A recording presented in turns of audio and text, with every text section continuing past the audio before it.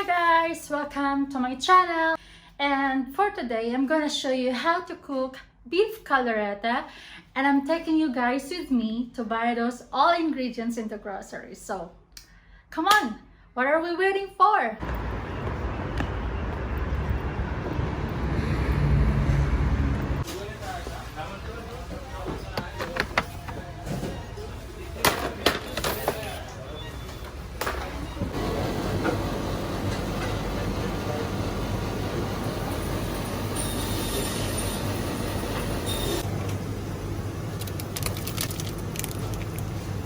Well, unfortunately guys, there's no liver spread.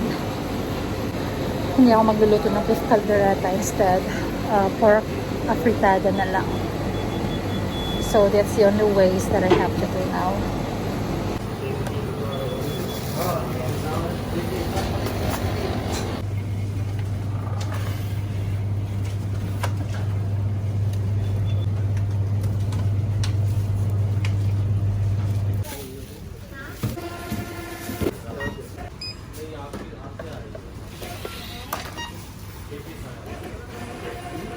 There you have it guys, I got all my ingredients, but as I said earlier that I'm gonna cook beef caldereta, but unfortunately I cannot cook it. Instead, I'm gonna show you how to cook pork caldereta. Then, I'm gonna show you also how to make homemade liver spread.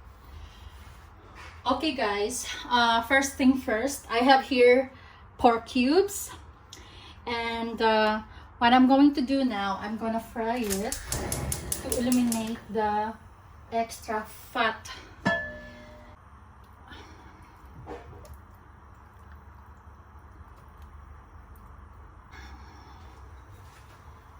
And while it's frying, I'm gonna show you now how to make liver spread.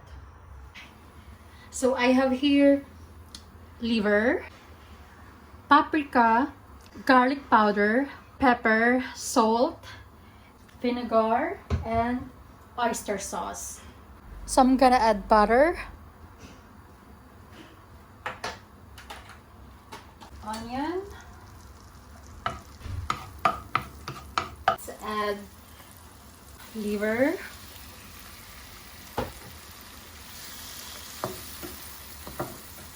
then now we can add pepper, garlic powder, and paprika.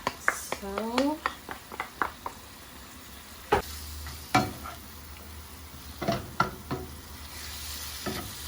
and then small portion of oyster sauce,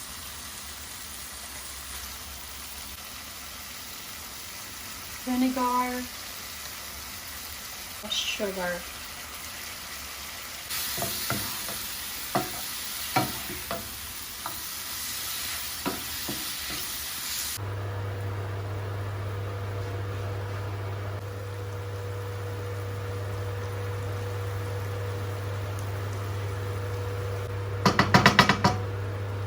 Let it rest muna for at least 5 to 10 minutes.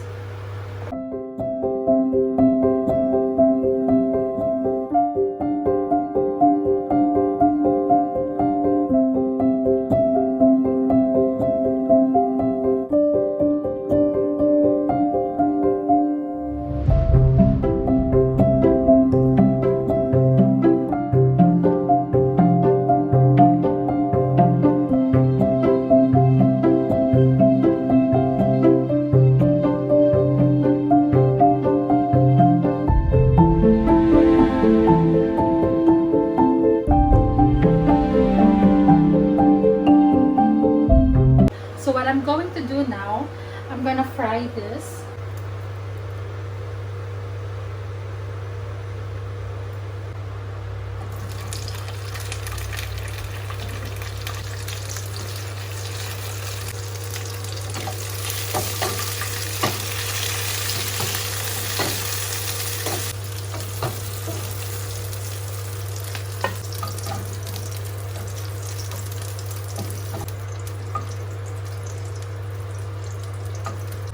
After that, we will fry carrots and tofu all together. Okay, there you have it, guys. I got all my ingredients prepared. We have here pork, red and green bell pepper, carrots, potato, and we also have hot dogs, bay leaves, tomato, onion, garlic, cheese, and liver spread, tomato paste. And here I got chili flakes, coriander, cardamom, oregano, thyme, paprika. We also have here salt and pepper.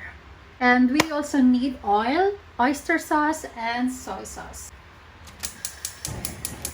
Oil. And a teaspoon of butter.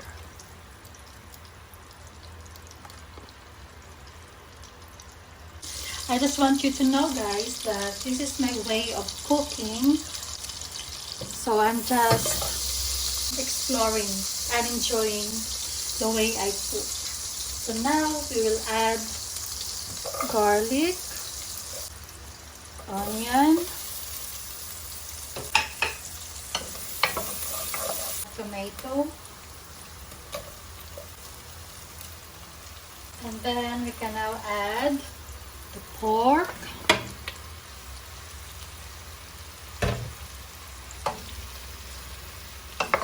also these hot dogs,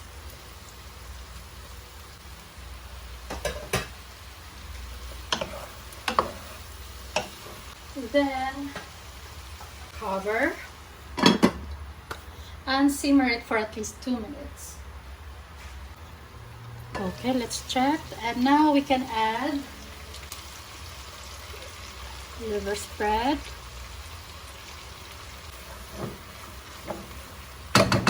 and then spices, then mix it well, and then add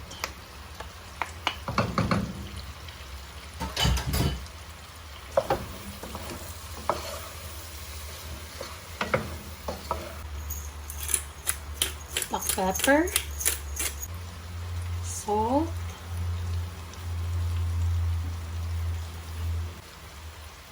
pork stock,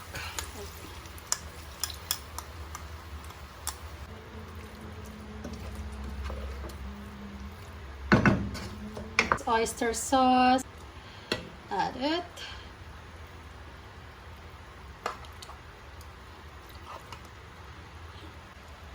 and soy sauce,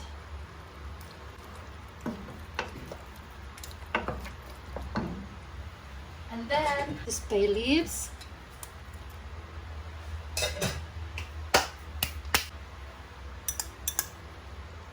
tomato paste,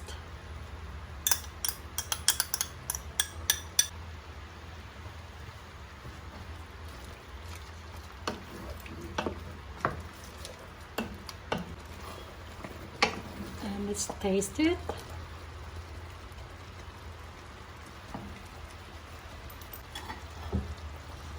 Cover it, and after 5 minutes we will add the vegetables. Okay, guys, there you have it. So we can now add the vegetables.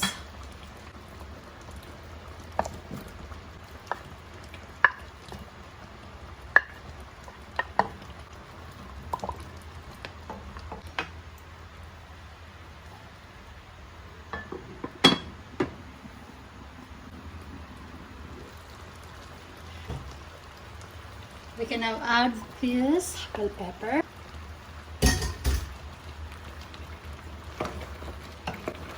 and then the melted cheese. Oh my god.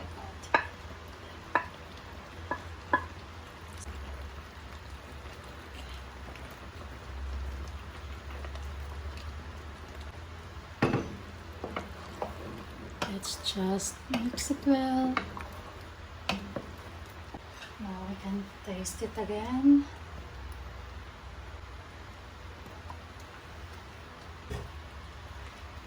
So it's cooked and it's ready to serve.